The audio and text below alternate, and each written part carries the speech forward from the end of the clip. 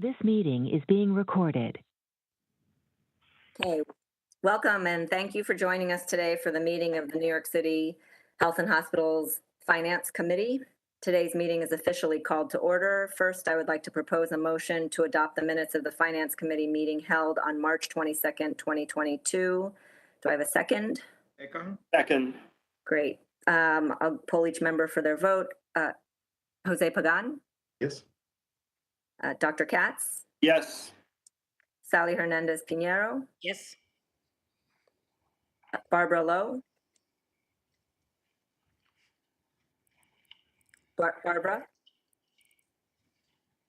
Okay, we'll move to Fenioski Peñamora Yes. and Dr. Patricia Martone.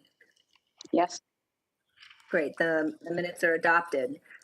So we have one action item to consider today. It's for medical malpractice, legal defense services. I believe Mr. David Chung, the Deputy Counsel for Claims and Litigations, is going to read the resolution into the record and take us through the presentation. Is that right? Can't see who's there.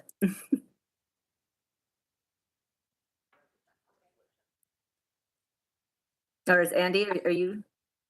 David is going to lead in the presentation and we'll. Great. Thank you.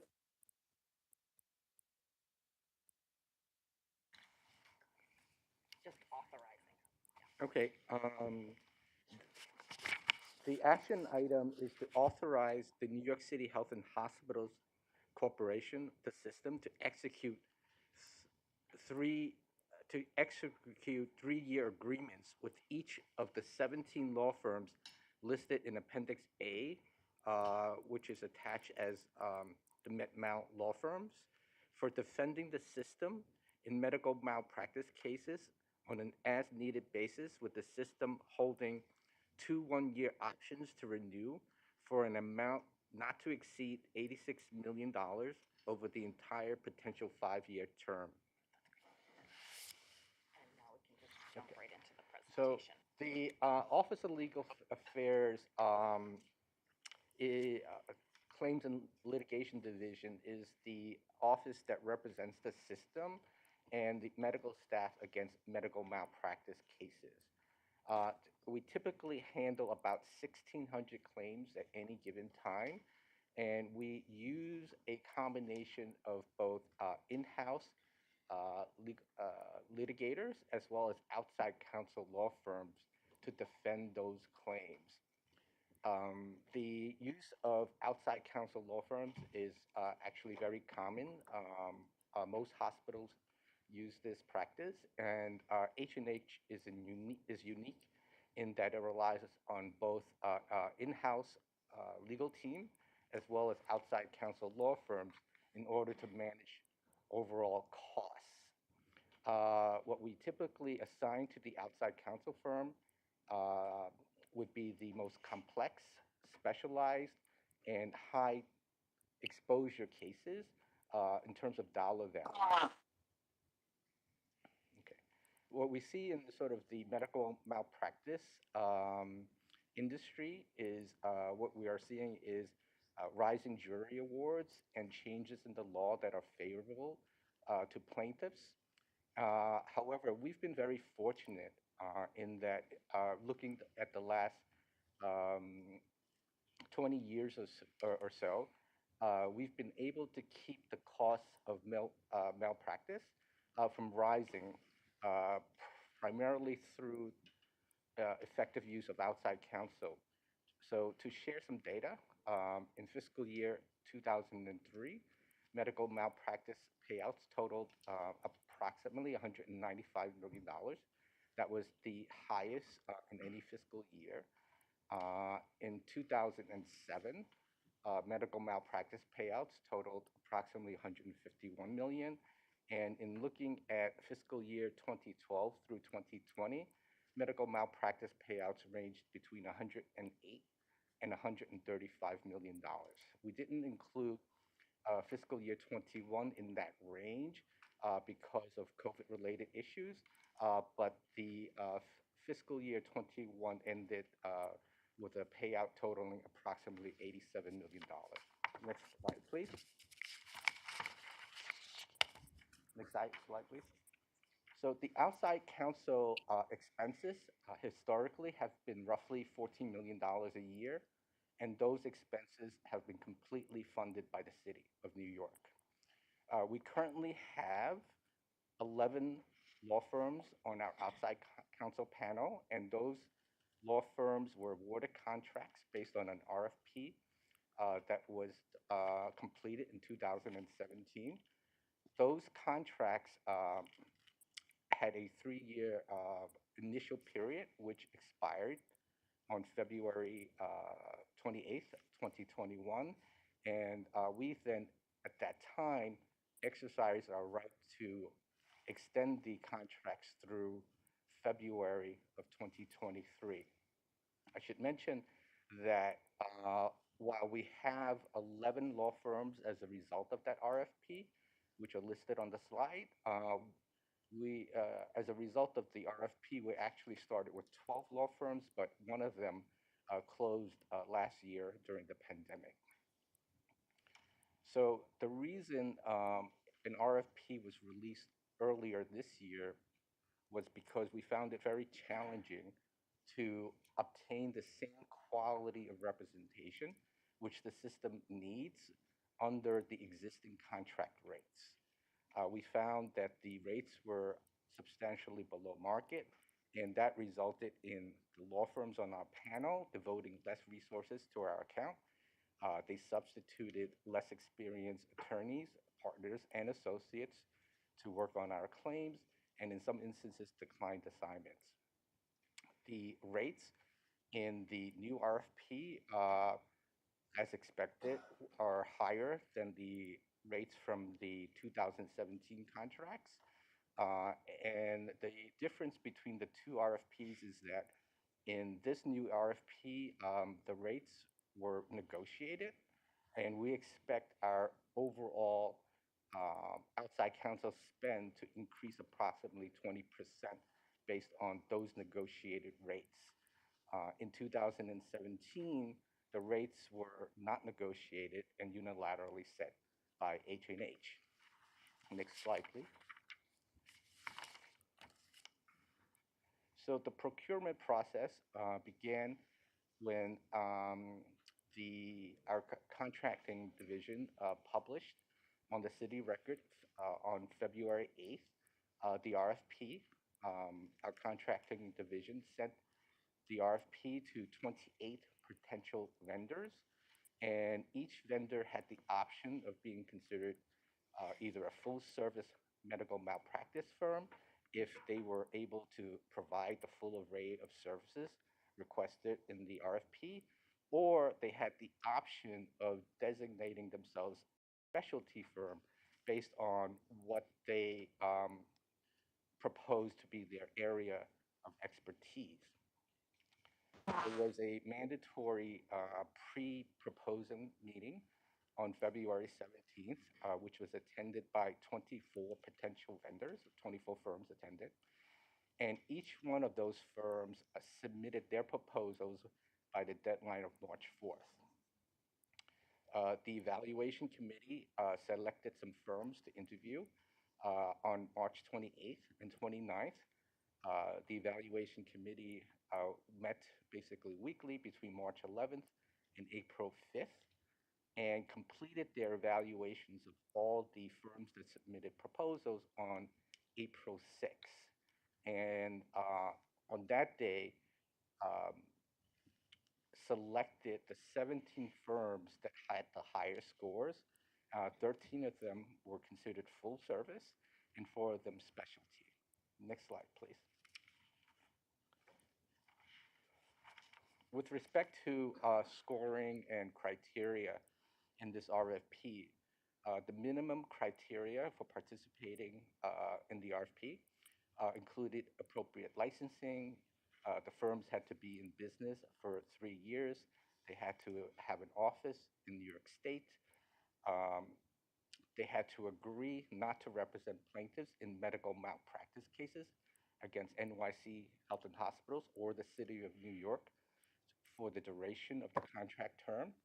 there was a requirement for professional liability insurance in the amount of $5 million.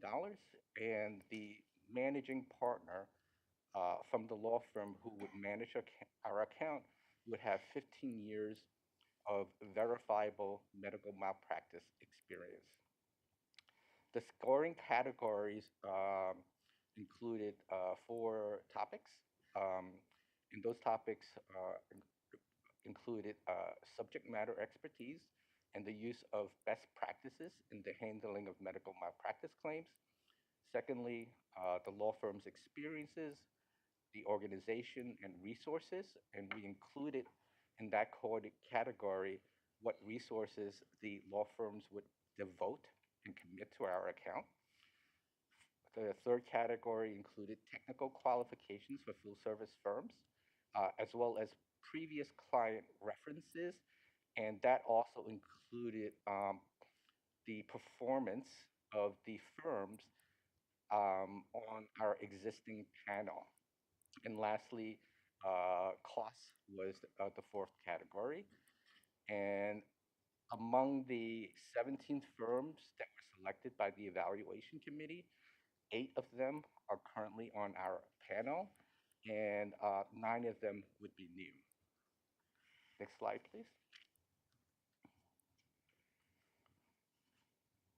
With respect to MWBE, our diversity team determined that legal services, which are requested in this RFP, did not apply to the MWBE program under Operating Procedure 100-10 because these were personal services and services that had to be performed by uniquely qualified individuals. However, to ensure that an MWBE opportunity wasn't missed, the diversity team analyzed the availability and capacity of diverse firms to perform under the RFP, and after conducting their review and analysis, confirmed that there were no MWBE firms that could provide the services under this RFP. Next slide, please. This next slide includes the 17 law firms that were selected by the evaluation committee. As I said, 8 of them are currently on our panel, and 9 of them would be new. So we're seeking approval to award contracts to these 17 firms at a not to exceed amount of $86 million. That would be over a 5-year period with an anticipated start date if this is approved on July 1st. And the request is that we have a 3-year contract period with options to renew for an additional 2 years. The contracts could be terminated by H&H just for convenience, and there would be no guarantee of any work assignments to any law firm which is awarded a contract. Thank you.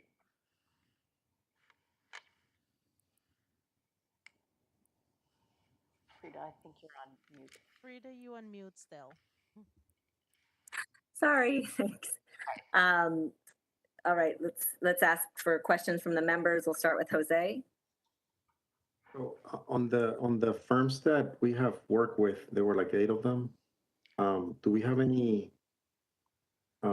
information on how well they have performed for us for the last few years? Yes, we received a lot of feedback, and that feedback was taken into consideration. We have, as I said, 11 firms existing on the panel, and the selection committee only selected 8 out of the 11. So 3 of them would not be awarded contracts under this RFP.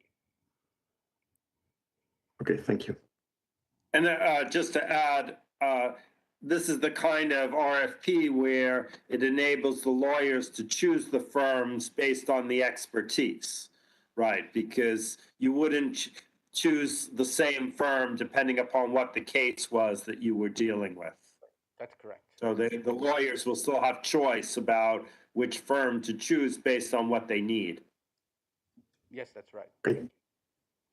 Thanks. Dr. Katz, do you have any other questions or comments?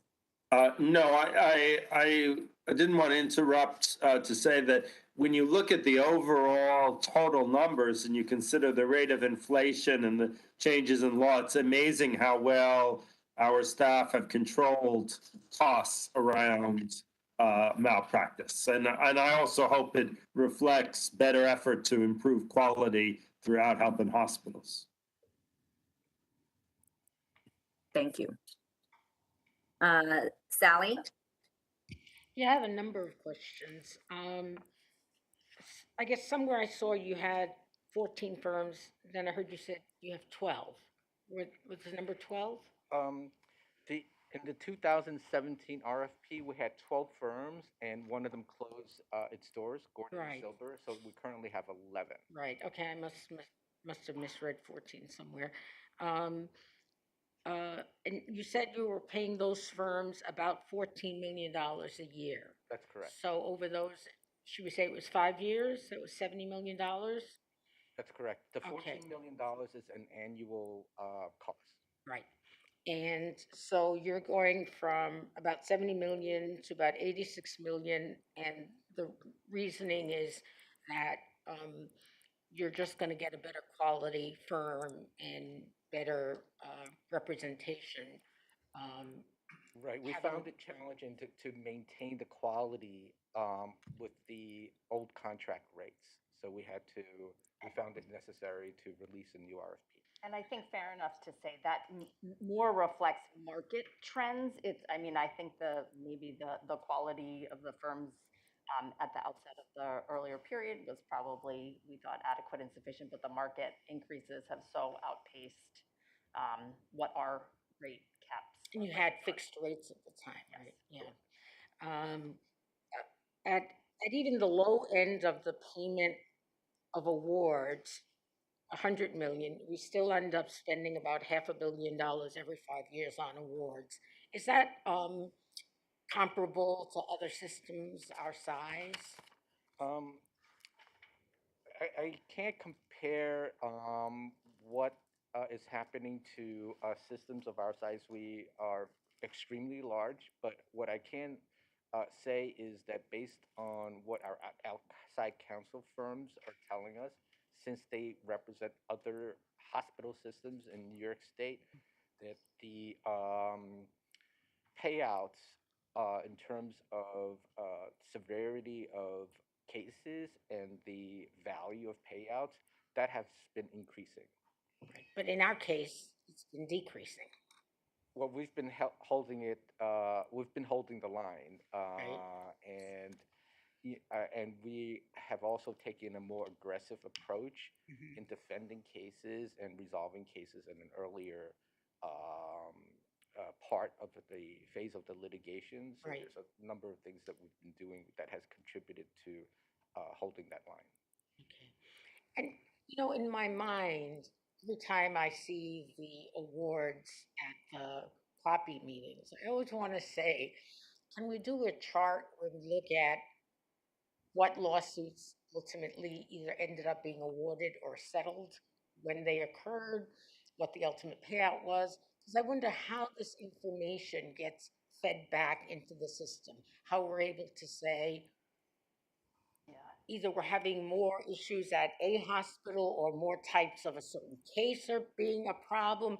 I just wonder how we make use of that kind of information. It's such a great question, Sally, and actually an area of great interest of mine. I will say the actual amounts of the awards often have almost as much to do with the circumstances of the plaintiff, the way damages are calculated, than it necessarily does with the nature of the clinical activity that may have resulted in there being a claim. So that's important to understand who your plaintiff is, how their age, expected earnings over their lifetime, those kinds of things play a significant factor.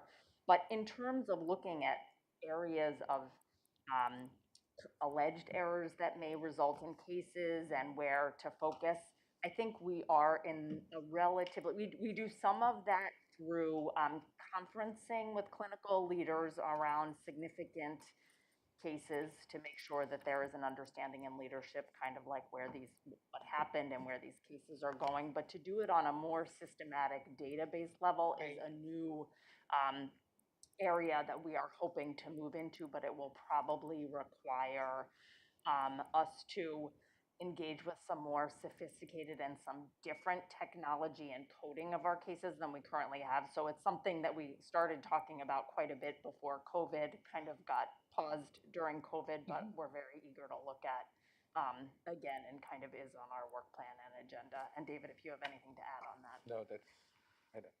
Okay, all right, thank you very much. It definitely has to be a partnership with clinical leadership, too, Right. obviously.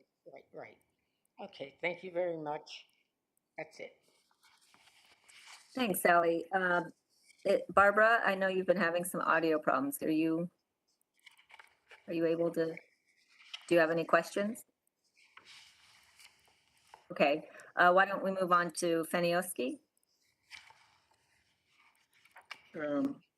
Yes, hi, how are you? Sorry. Okay. Let me just, sorry. Can you, thank you for the presentation. I have several questions. Can we go to the slide that talks about the MWBE, please?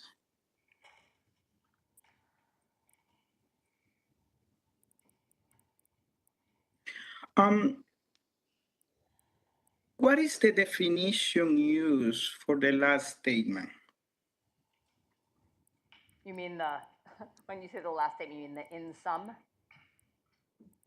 statement? Yeah, the last statement. They are not MWBEs able to perform under this RFP. So my understanding, and Keith is here to back us up because his team did a lot of the research. There were no listed MWBEs in New York City or New York State that listed med mal and had the experience required under our RFP criteria anywhere in this state. And Keith, you want to take that any further? Okay.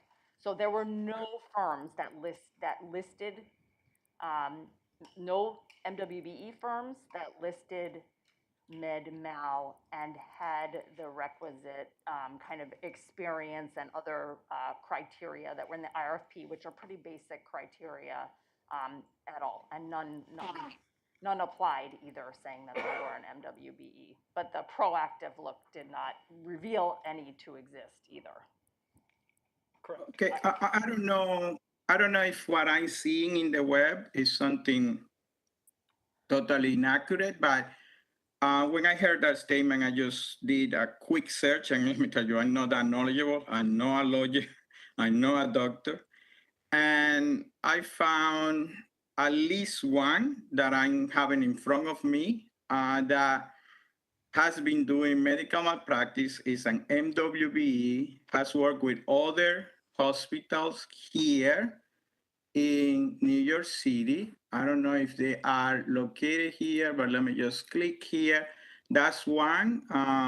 It seems that their main office is here in New York City. And I also did, others that show that were women-led, that has malpractice. And I can understand that those may be a little bit challenging to discern because there may be people that emphasize their practice to defend patients. But at least this one that I'm looking in front of me, it is specialized on malpractice for insurance and for hospitals. And that statement, I don't know how accurate or extensive it is. So I really would like to propose that we table this until we really have a clear indication of what the search has been and how, this statement, what this statement represents. Jenny, if I may, I can speak a little to that one firm and then a little more about what we did. So that we did identify that one firm, and generally I think I should just mention, our process is to review all MWBEs listed by keyword in both the city and state directories, as well as push out to SBS, Small Business Services of the City of New York, as well as to the other certifying diversity agencies, WeBank and NMSDC. So we did that in this circumstance. We called it an RFI, request for information. So we issue a basic request for services, ask these vendors, these communities to say, do you have any capability or interest in performing these services for us? So we did that just like we do in all of our others for this particular solicitation, and did indeed reach out to that particular firm that you saw there. That particular firm does not practice medical malpractice despite being listed as such, and doesn't have an address with the Office of Court Administration. So we proactively reached out to that one firm. They're not doing this work despite being listed as such in the city certified directory.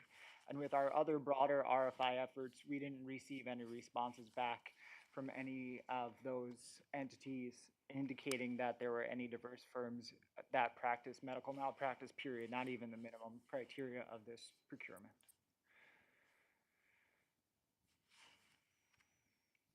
I'm happy to Okay, again, I don't know how certain we are that we are looking at the same firm, because I'm not saying the name, but and I just saying that, I found it very quickly. And so the statement there, I don't know, may have to be qualified, because there is a list. Is there any reason not to say the firm? I mean, you're looking at it on the web. They know the firm that they did.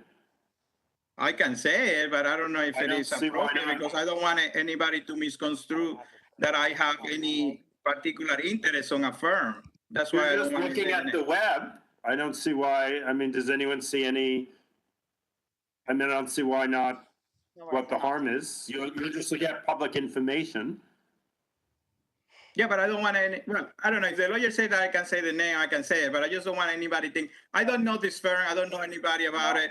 I just don't want anybody we to understand. think that my statement has anything to do with a specific firm. We could do this. If we want to do this, we could go into a quick executive session, since we are talking about the qualifications of a particular firm. That is a reasonable basis to go into executive session. We could do that very quickly if we wanted to. Alternatively, you could just do an email match to make sure you're talking about the same one. But I think if we're going to talk in depth about a particular firm, we might want to do that in an executive session. Why don't we just do a quick, Feniosi, would you like to have a discussion on this right now? We can do a quick executive session. Is that?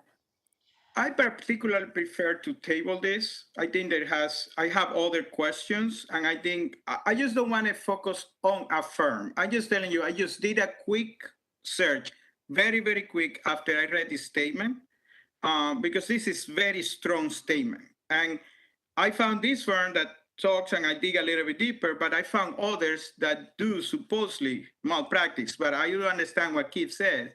So I think this merits a lot more discussion than just an executive session.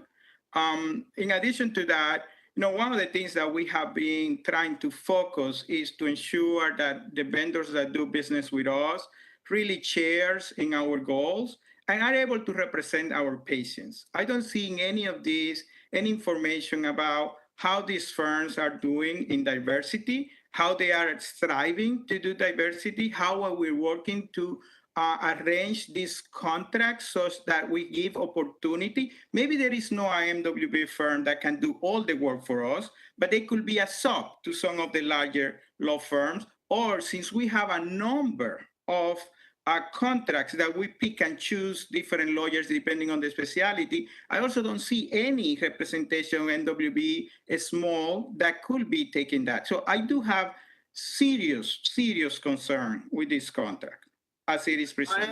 I am, Svenny, with respect, I'm uncomfortable with delaying the process. I think you've made it clear why you should vote no. But, I mean, we've done an RFP following the procedures of the corporation. Nobody bid. I mean, that is undisputed, that no MWB bid. Our group did what they felt was their full process. I understand that people can disagree on that and can disagree on the result, but we need the services. And if we've done wrong, then it seems to me the board should vote no, and we should not do this. But I'm uncomfortable with adjudicating at a board level a process that is our standard process. I think people should vote no. You don't agree with the outcome, but I don't see how delay changes.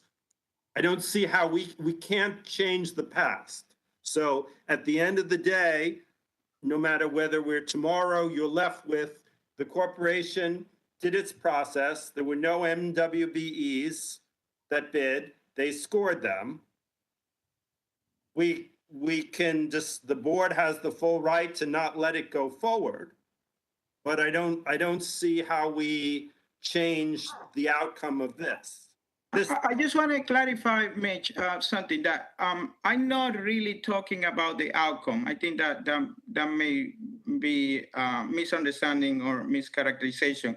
I'm a little bit concerned about the statements that have been made, okay, and also the criteria that has been used. The outcome I'm not questioning, okay. So that's what I'm saying, that I really think that it's important a lot more discussion about this, and in order for understand how critical it is for us to move this forward now instead of having a little bit more discussion. It's like, when does this current contract expires? Are they expiring at the end of this month?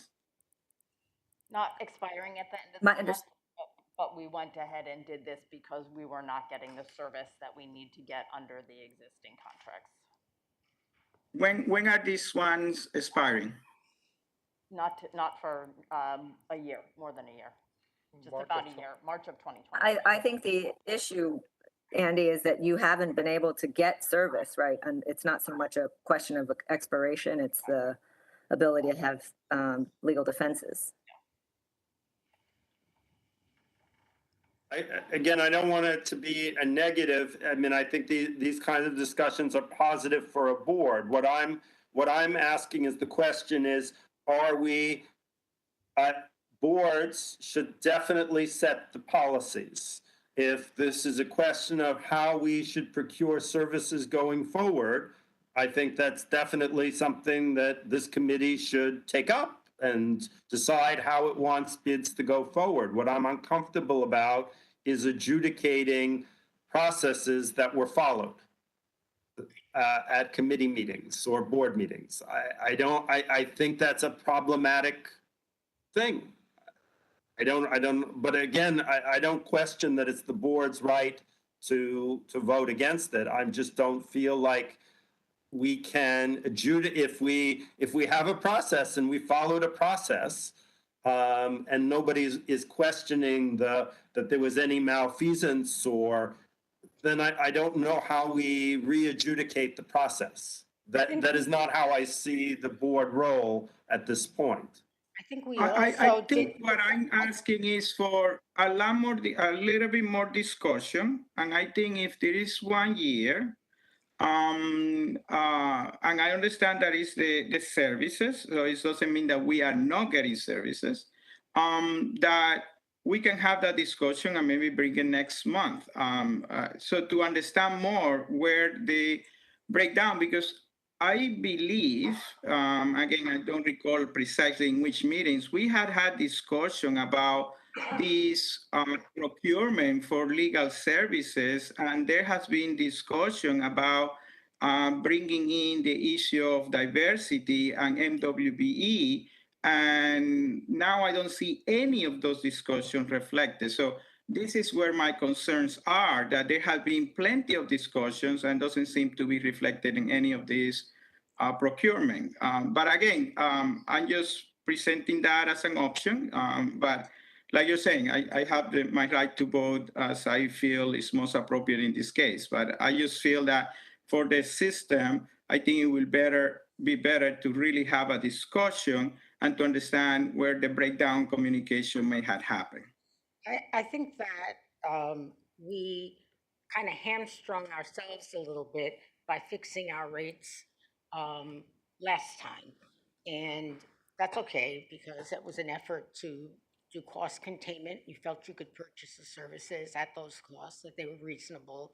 The environment has changed. You've seen the services that you can get at that price, and you've concluded that you're not going to get the kind of service that you need without increasing the amount of the contract and doing some change up in the firms.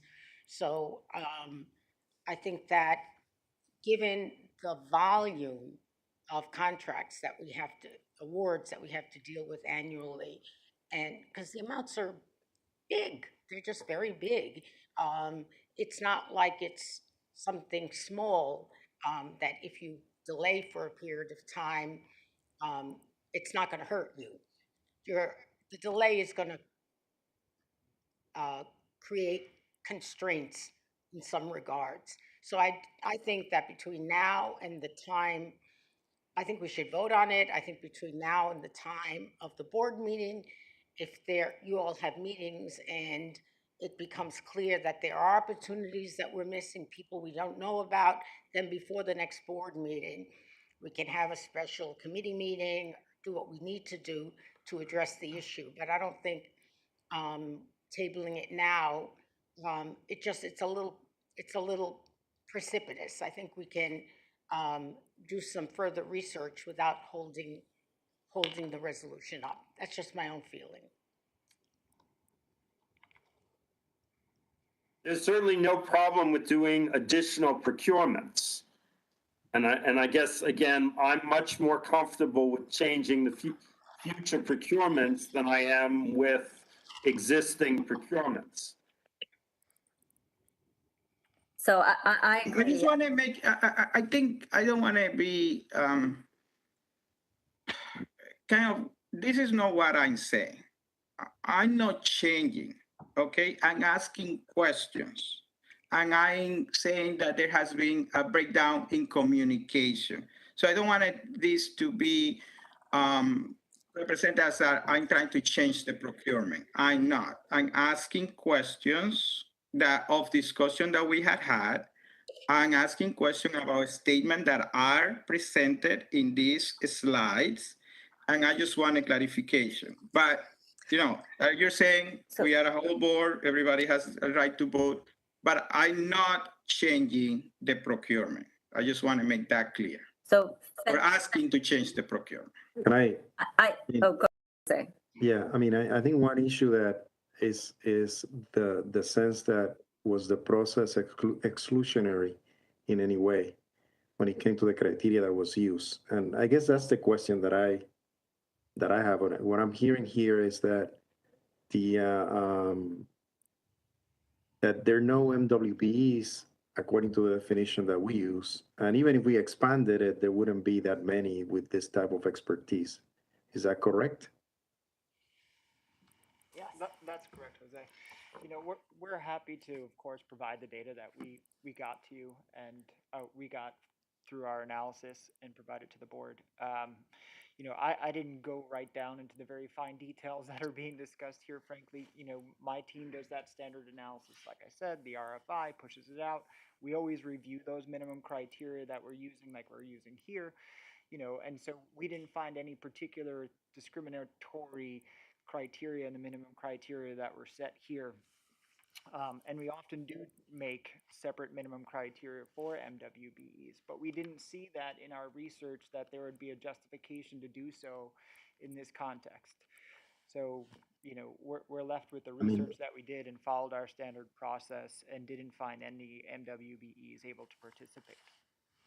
So if the criteria was expanded, do you think any other any MWBEs would be able to apply or qualify? I don't think so. So there's minimum criteria that go to fairness, such as overall business size, and I don't think that was an exclusion that we used here. Other criteria such as representation against the city of New York or against New York City Health and Hospitals would be a qualifying business criteria that we wouldn't change for the benefit of promoting MWBE utilization. But there weren't, you know, inherent discriminatory minimum criteria that excluded the other vendors. So let's say that that's the case, then the piece that I heard Afeniowski mention is that we don't have any information related to, I guess diversity would be an equity from these firms. And one way is to provide that information or have that information at the board meeting so that we know that this procurement is aligned with our goals as an organization. And is that something that can be done for the board meeting? So, Would include it? so our standard process, and Keith can speak to it, is to do a workforce diversity analysis when the firm is large enough for that to be statistically valid thing to do. We believe there are only 2 firms on this list that are large enough to do that, but that's underway, as I understand it.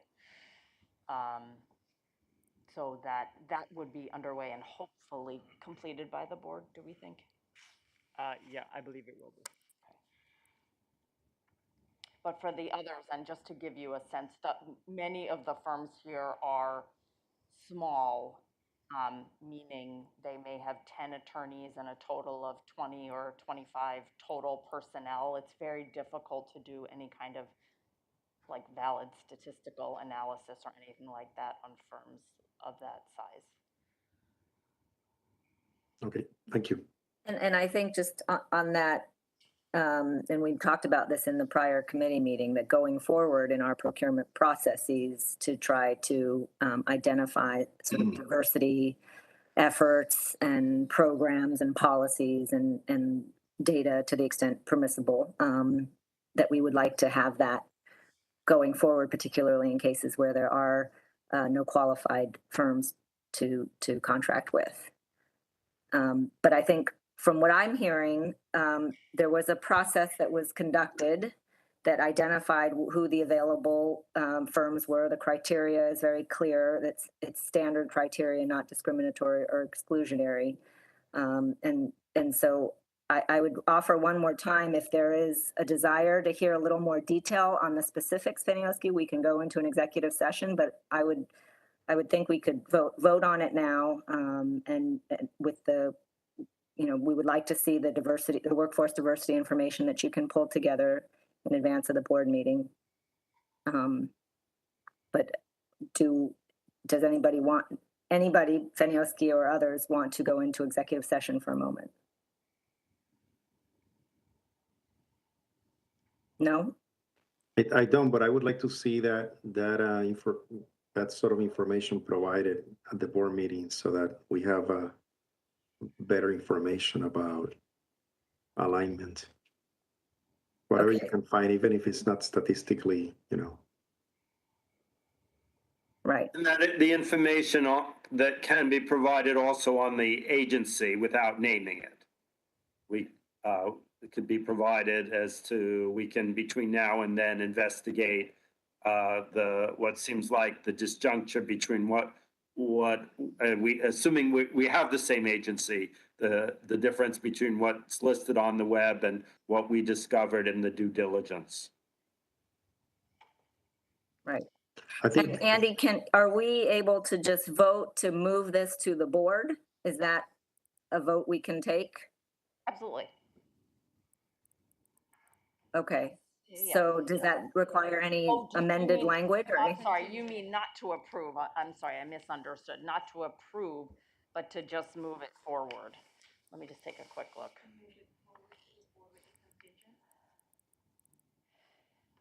You're not saying with a particular contingency, but you're just moving it, you're moving it forward to the board for the board's decision.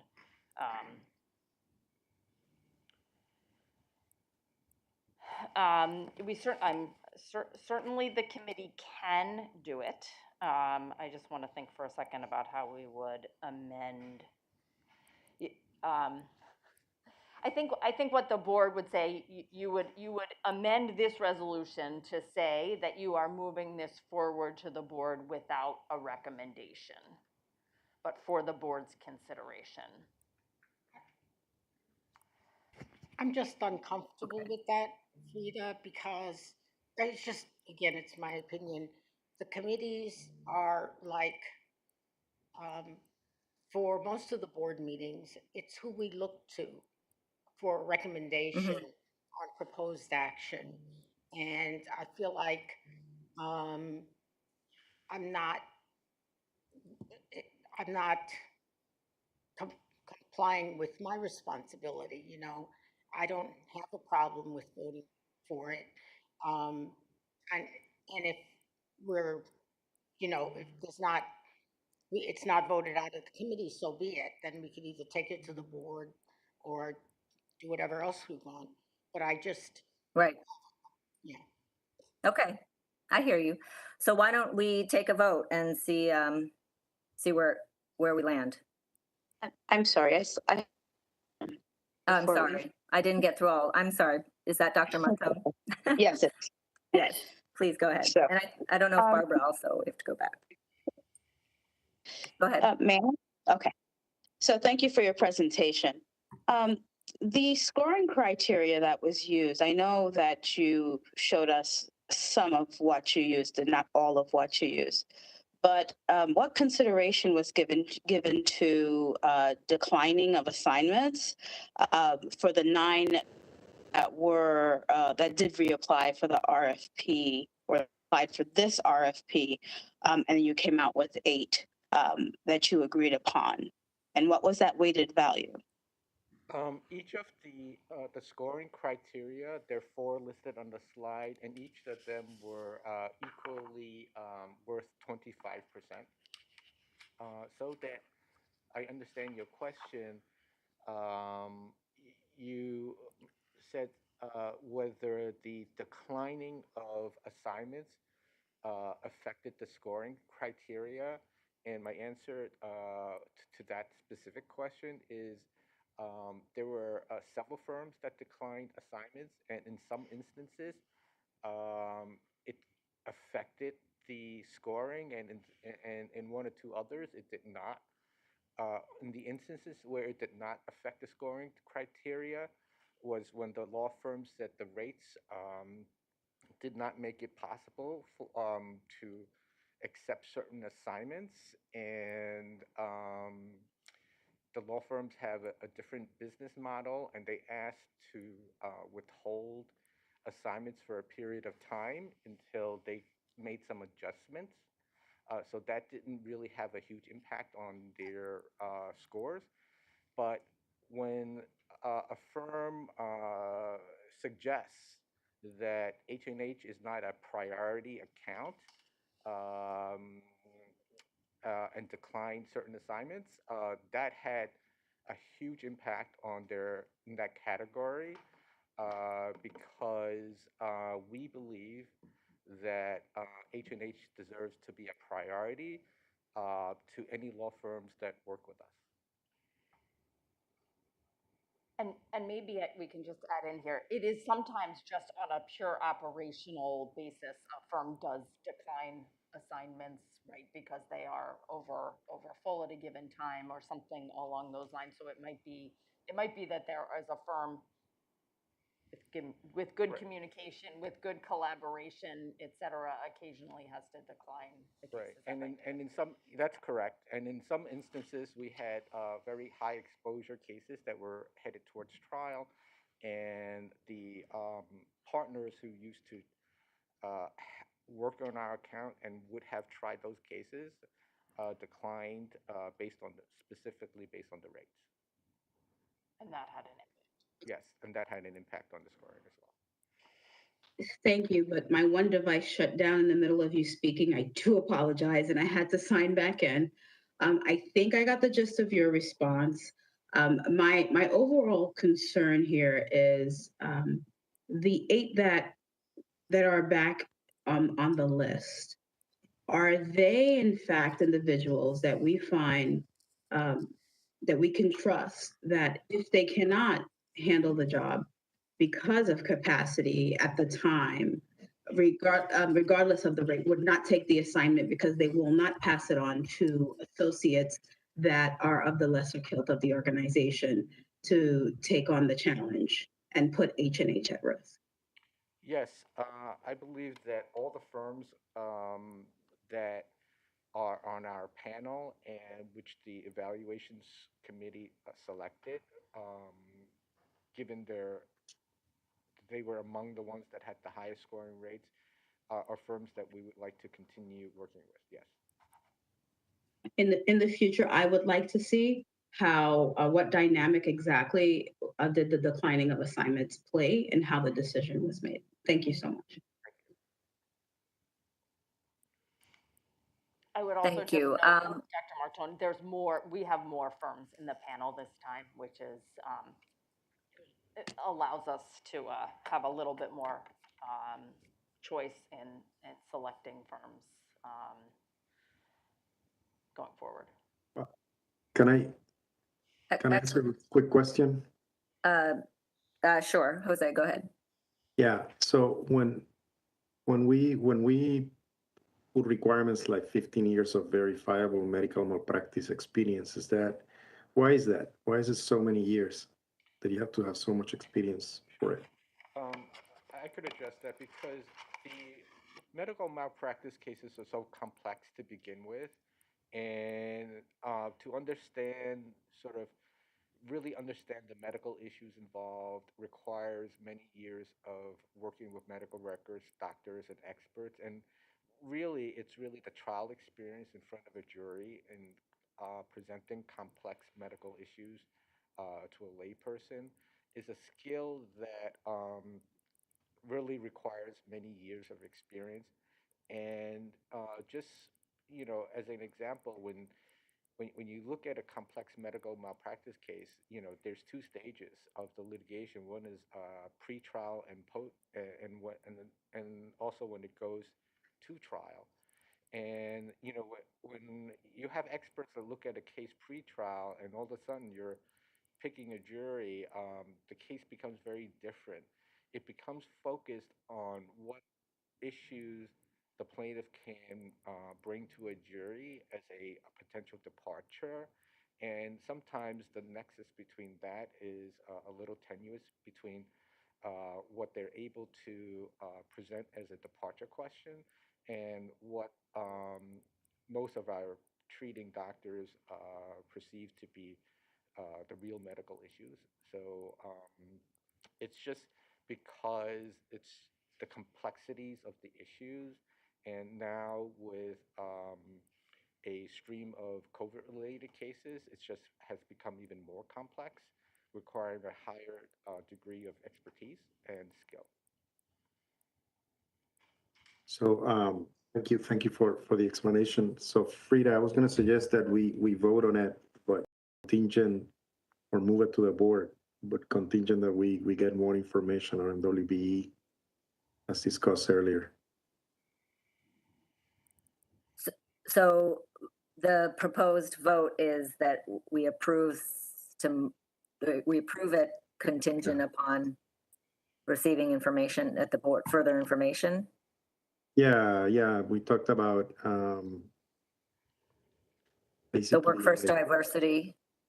Yeah, did we get workforce diversity, and did we maybe more nuanced information or detailed information on the search, the search that was done to make sure that NWBs were not excluded, that sort of thing. So Andy, that would mean that we would approve the resolution but it won't go to the full board until we get that information. Is that? I don't Jose? I don't know if it goes as a comment, but just something that we should expect in the full board discussion that would come up. So I will say this, I think that is not uncommon for us to get feedback, any number of procurements in the committee, and then, respond to that at the board level. It certainly could be built into the resolution. I'm not sure it has to be, it's fine. Just request. Yeah. It's already on the record in the discussion, so let's I suggest that we vote on it, but With that additional record. that additional information is included Okay, in the discussion at the board meeting.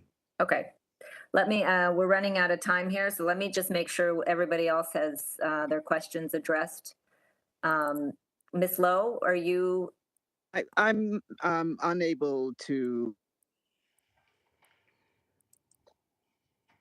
or the discussion, so I'll have to review it um, after the meeting, the taping, and if I have anything to say, I can address it to the chair of this committee and legal if need be. okay, thank you, Barbara. Fenioski, your hand is still up. Do you have another? No, I don't have No. it. Oh, Sorry, okay. I should have removed it. That's okay. I think I've gotten through everyone. So I just have one question. I wanted to follow up a little bit on the conversation we were just having regarding the firms, because, you know, we're a little bit in this position right now of having to do this quickly because you aren't able to get the attention that you need and with partners and personnel. How will the new contracts be set up so that we don't fall into that position, number one? And number two, how do we kind of, is there a way to track the results of any, you know, as you're assigning, I understand nobody's being promised any work and you have the flexibility to assign where the appropriate expertise exists, but how do you, how can you track the effectiveness? Is there something that you can do on that front for any given firm? Yes, in terms of tracking effectiveness, we do that pretty much on a continuous basis.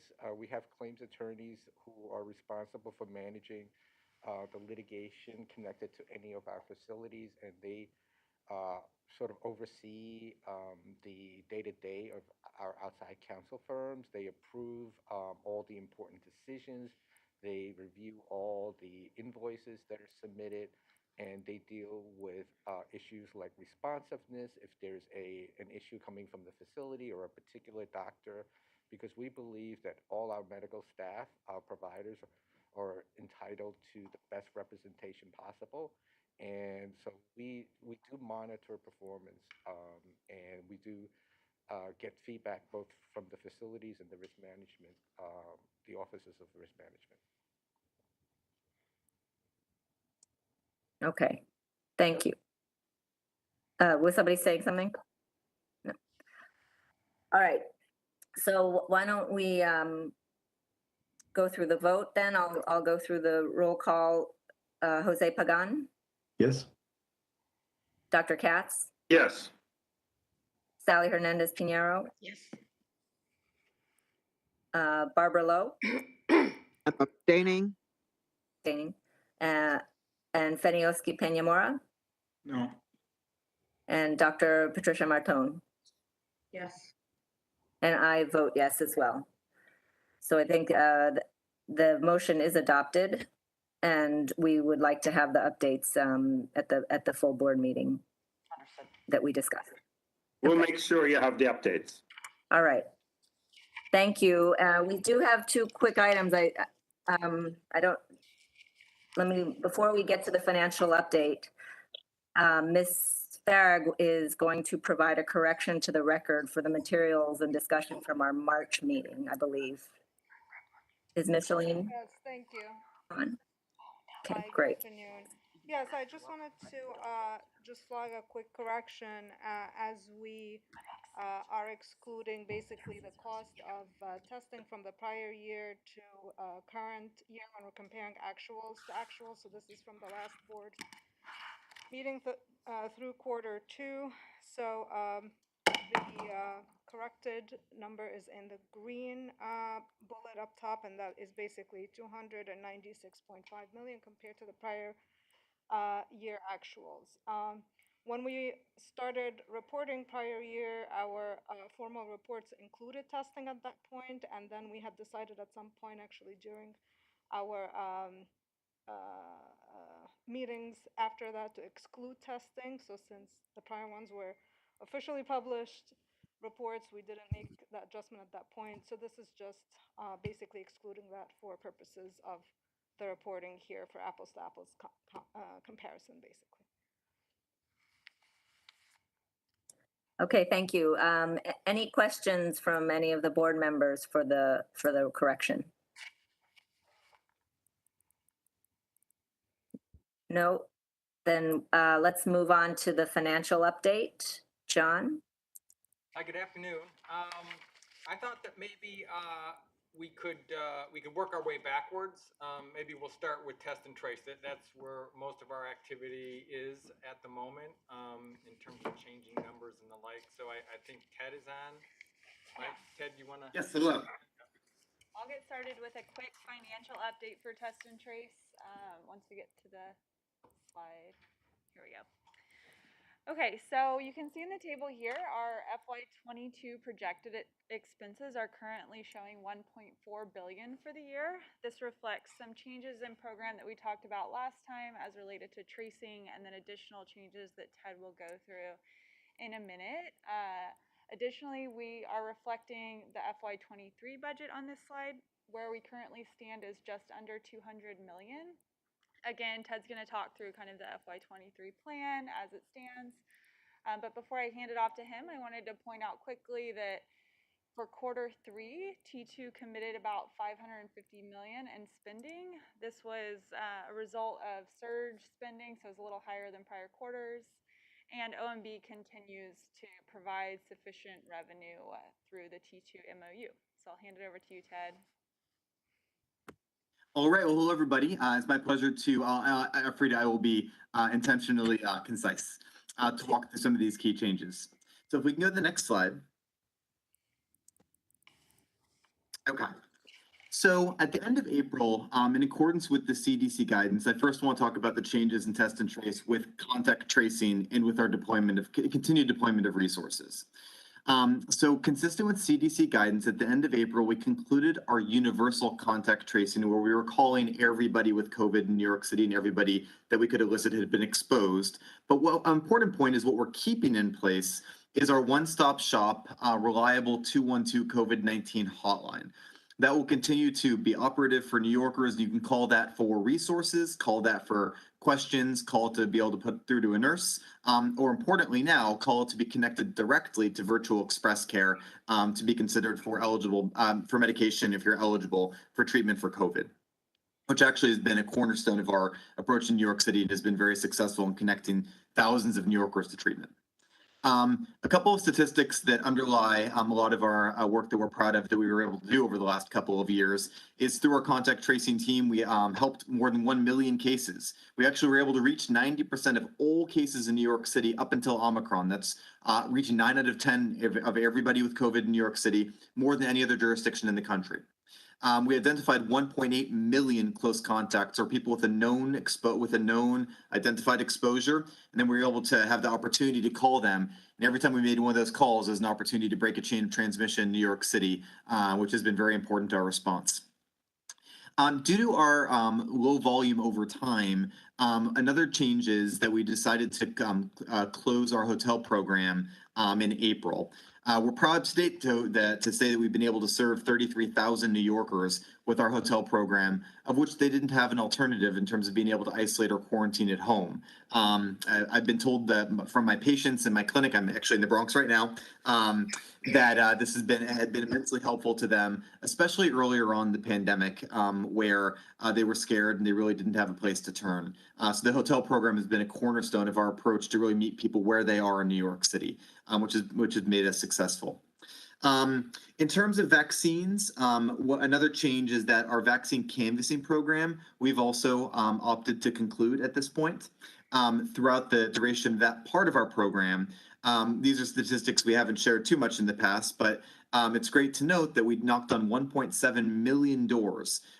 We've distributed 40 million masks, held 10 million conversations, and a result of all of this is that our vaccine canvassing program enabled us to achieve over 500,000 vaccine appointments through that effort. So think of that as 500,000 vaccines or 500,000 New Yorkers that got the vaccine because of that effort, which has been so important. In terms of our vaccine sites, Test and Trace operated 3 of the initial city's mega or mass vaccination sites that were operating actually 24/7 for the last year. And again, my patients have gone there in the middle of the night because they work at night. They couldn't go during the day. So this is really our effort in New York City to have met New Yorkers wherever they are to remove all barriers for the vaccine. I took my wife to one of our vaccine sites to get her booster in the evening one night. That was the best time for her. She works hard. So it really, these sites have been very accessible to New Yorkers. As a result, we're proud to say they've delivered 580,000 vaccines since the winter of 2021, with Citi Field having delivered more vaccines at that site than any other site across New York City. Next slide, please. So moving forward, we're, as we like to say, entering a new phase of the pandemic. And as such, T2 is adapting as it has throughout the pandemic. And we're adapting now to have a leaner model with all the changes that I made in the aforementioned slide. So our current FY23 projections are much lower than the previous years, $197 million. Doesn't account for any potential surges, of which that would be an incremental cost on top of that, but that does account for a leaner organizational structure that lets us achieve several key things that will be cornerstones of the next phase of the pandemic. First thing is testing. We traditionally in New York City have done a tremendous amount of testing through test and trace and health and hospitals. We've done more than 10 million tests. And we're going to this enables us to keep doing testing as we have, but right sizing for the period where we're in with respect to the virus. So you're going to see more over the next several months of or the same amount, if not more, of our mobile testing units. And for sites where we don't have as much volume, we're going to be right sizing those. So to make sure that we always are offering testing where people want to get tested across New York City, and in the context of having distributed so many home tests, which are really an important way to connect people, especially to treatments. New York City, we want to pre-position home tests at libraries, cultural institutions, community-based organizations, houses of worship, so that you can go to trusted places, have a home test in your home, and if you aren't feeling well before you go to work, take the test. If you have COVID, and you can call 212-COVID-19 to be considered for treatment. That also prevents you from going to work and risking infecting others. If you're testing negative, you can go to work with that greater assurance that you're safe to be around other people in the workplace. In terms of COVID navigation, I just want to say a couple things about this. I mentioned one of them on the last slide, but we want to make sure that we're continuing to deploy resources and ways to continue to connect New Yorkers to whatever they need to isolate or quarantine if they've been exposed to somebody and have to quarantine based on their vaccination status. So that includes our 212 COVID-19 hotline. That's sort of the one-stop shop for a variety of things. And then the different components of that we're going to be continuing as well. I mentioned the ability to ask questions, help with medications, get connected for treatment will be a very important thing. Another thing that the 212 COVID-19 line will connect to is to, if you're experiencing long COVID. So in New York City, we've developed as a program we call Aftercare, which helps to connect people that are experiencing long COVID to physical health, mental health, community support, even financial support with eviction prevention services. And in New York City, we have 3 new centers of excellence, which are the doors are open. We're ready to see any patients experiencing long COVID that want to receive care from us. And while you're here, that's actually where I am today. I'm at Tremont, one of our centers of excellence. You could bring your whole family to have a one-stop shop experience for everybody in your family to get primary care, including all cancer prevention services we could do under this roof, and chronic disease management as well. So those will be things that we're going to continue forward that are really going to help our city to recover and help to treat people to save their lives after they get tested early, as soon as they have symptoms with home tests or with one of our testing sites in your local community. Last thing I'll say is all FY23 planned programs will, as they have been throughout, covered by our OMB MOU, and very happy to answer any questions. John, do you want to, we have about 12, 13 minutes. Do you want to go through quickly the financial updates, and then we can save just a couple minutes for questions from members? Yes, I can go through our slides here pretty quickly. Maybe hit the highlights. Yeah, I'll hit the highlights. Yeah, and I'll just back on test and trace. I mean, very remarkable effort, and I think we're going to be taking about $1.2 billion or titrating $1.2 billion in expenses out between FY22 and 23, but we're going to be careful in terms of how we do that, so we can pivot back. Basically good news here.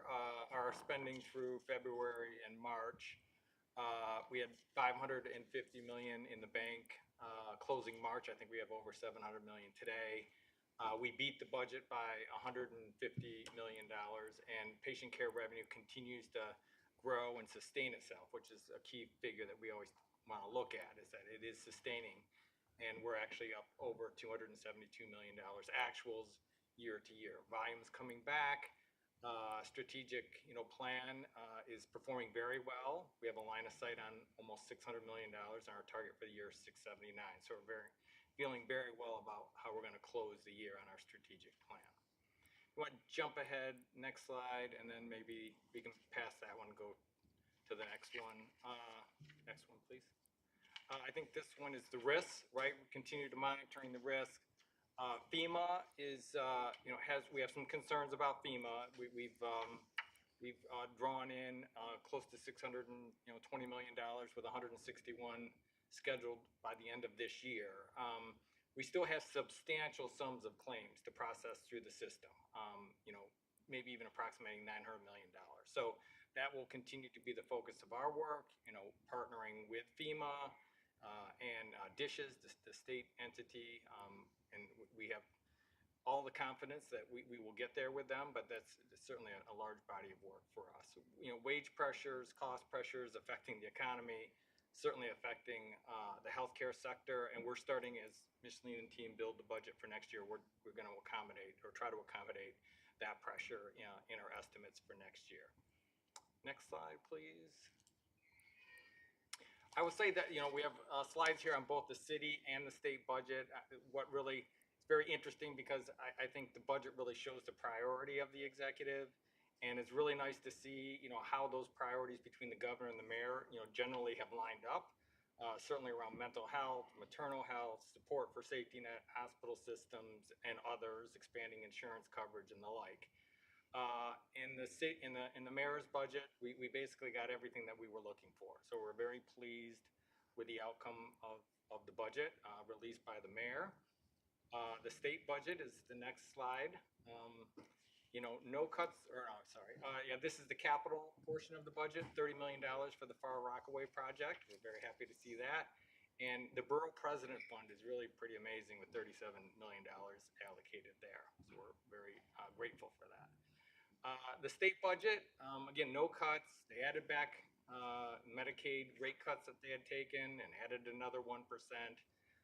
There's $1.6 billion in capital infrastructure pool funds that we'd be eligible for, added back the quality pools, $800 million for safety net hospitals, which we're also eligible for. But then you can see some of the other telehealth, behavioral health, workforce issues, all these things that we're eligible for, coverage expansion via the Essential Plan for individuals over 65. And then there again, postpartum coverage, all good things. We have a lot there to better understand and position ourselves, to implement those initiatives. Next slide. I think we can go through these. I think Frida would keep going here quickly, because I think those are basically the same explanation of the 150 million. Our spending is high, right? We're gonna, making some efforts, to ratchet down on spending, but the revenue is more than covering that. So that's an effort underway as we get ready for FY23. The next slide. We'll keep going. This was just really, we don't see you, I think, until July, right? So this was we just wanted to kind of tell you, here are the major themes that we're putting together, the budget, progress on, the budget process, and making sure that we continue to do all the great work that we have been doing. But workforce plans as it relates to physicians, something we're working on with the affiliates, staffing models, we continue that work. You'll hear more from us on value-based payment. And from Ted on the ambulatory care 2.0 effort, a lot of exciting work there, which we see you in July, we'll talk more about. And then just, continuing to, rebuild, for the future, including pressing even further on rev cycle, trying to get into the top 25% of performance. And I think this is just a slide on value-based payment. I won't go through it. Maybe we'll get to it the next time. Federal relief, I think we covered all of this. Just need to really do more work, and test and trace we already did. Okay, well, thank you. That was a great whirlwind run through. I know you have a lot of great information here. Hopefully everyone will take the time to flip through it, and we will get to value-based performance next time because we punt on it every time. But and I don't know if Ted is still on, but the test and trace update was really terrific, and just the accomplishments there are great. So why don't I just ask for questions? Jose. Is Jose? Yes. No, Okay, no great. questions. Thank you. Thank you. I don't know if Dr. Katz is still on. Sally? Just great news, Ted, and I'm happy that we still can refer patients who need care, COVID care, for different purposes through our hotline. So that's terrific. And then I had a small question. Is the Far Rockaway Primary Care Center something that EDC was doing and then gave us the 30 million? Or is it just a $30 million capital grant coming from EDC? I think it's a $30 million grant coming from EDC. It's a project that we've been working on. We're excited about. Right, there's identified need. Right, in absolutely. that area. Yeah. Okay, thank you. That's it. Okay. Barbara? Yeah, this may not be related, but it seems like it is. We are reaching a deadline to get our needs assessment in for Affordable Care Act to the IRS. Do you have a crystal ball to determine whether we'll meet the same benchmark or not? And I know that you were in the state when this first started. Yes. So Yes, I know that I've been interviewed for it, and with Linda and I, and we welcome this exercise, right? It is a time to kind of, reflect upon where we think the system needs to go, and a lot of that is around how do we better meet the needs of the community where there are gaps in care. We focus a lot on that. Linda and I talked a lot about, when we're having conversations about the equity of healthcare, there also needs to be a conversation about the equity of financing healthcare. So those were some of our comments from the finance perspective, and hopefully all right. there's work that we can do there. Thank you. Thank you, Barbara. Feniowski? Yes, I just have a question about the FEMA or the money from the feds. We sometimes thought that we have it, then we saw in the press that we didn't have it, then we saw it announced again that we have it. So I don't know where we have it or not, how much money has come, how much money is owed, how much money is on argument, because I think that's the issue of the definition, what is reimbursable. Yes, I think, I'll say, compared to other healthcare systems, I think we're doing very well. I think we've gotten, excellent, relations, with FEMA and our state counterparts. It is a hard process. I think FEMA in many ways is still trying to sort through that. But I think the advocacy of, the Senator Schumer and the delegation has helped us tremendously. It continues to be an evolving number, right? We work on it, every single day. So it's just something that, we press ourselves hard to get these packages out the door, because these funds are so critical to our, bottom line. If we're going to make it, we have to be successful with FEMA. There's no doubt about it. And I'll say so far, I think we're on a pretty good track. It just takes a little bit longer than we would like. I don't know, Linda, anything you would like to add there? I think you covered everything. It is, it remains a very intensive process. The documentation is quite detailed, and so there's a lot of levels of review as well as the time to prepare the packages, so we continue to slog through.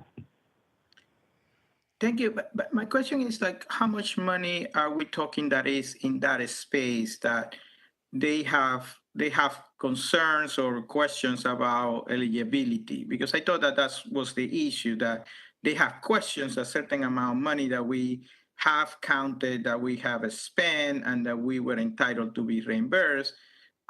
Is different from the one that I think that it should be reimbursing us. Do we have a number of that, or is that you're saying it's an evolving number? I would say at this point, we don't really have issues where there are questions of eligibility. We went through that with respect to, what was called the hospital and whether everything that we did could be considered COVID related or if it, had to be defined more marginally. But that was worked through with a considerable amount of support from the delegation that John mentioned. So we really aren't grappling with that eligibility issue anymore. It really is just the process. Okay, that's really good news because if there is no question about eligibility, it just take time, but they will pay off. So that's good. Thank you for the answers. Thank you. Patricia? No questions, thank you. Okay, great. Well, thank you again. Sorry for the rush, but it was a great news on volume, patient care revenues, the budget, all good news. Clearly risks remain. We've heard about inflationary pressures and whatnot. So I know you guys have your hands full, but I think we are at the end of the agenda. So is there any old business, any new business? There being no further discussion, meeting adjourned. Thank you, everyone. Thank you. Bye-bye. Bye-bye. Thank you. This meeting is no Bye-bye. longer being recorded.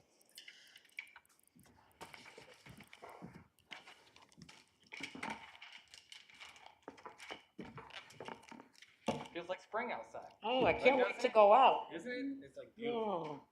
Hey, John, no matter how much time I give you, you use it all and need more. Hey, I don't know what to do here. Oh. we did our entire part, right? Yeah, that was.